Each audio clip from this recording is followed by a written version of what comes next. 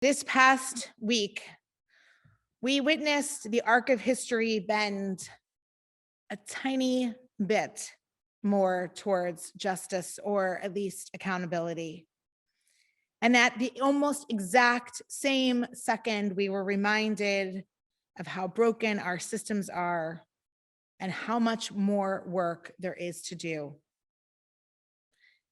We might want to hold our hands up in the air like the psalmist and say, "How long, God, how long?" Or perhaps wipe our hands clean because we feel there is too much to do and don't see enough change happening in our life. Or simply wipe our hands clean because this case of George Floyd was complete and went to accountability. In a short while, in our Torah reading, we read the words, Lo ta'amod al dam re'echa. Do not stand idly by the blood of our neighbor. The 18th century Sephardic commentator, the Me'am Lo'ez, says about this commandment.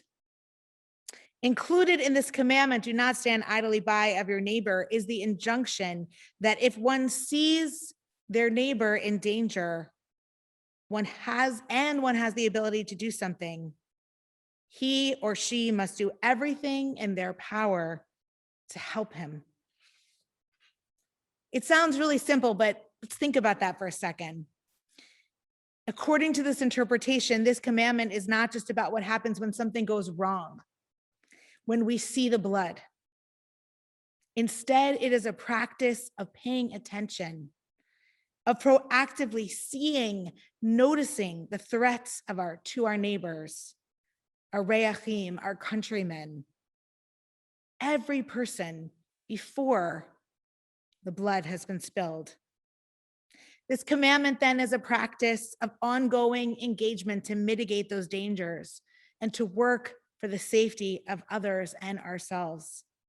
Is it a commitment? It is a commitment to do everything in our power, not the power of the president, not the power of elected officials, but the power of us right here today to do what we can, each of us uniquely, to fix the systems that oppress and discriminate and kill, that make it possible for our friends and our neighbors to live in fear for their lives and the lives of their children.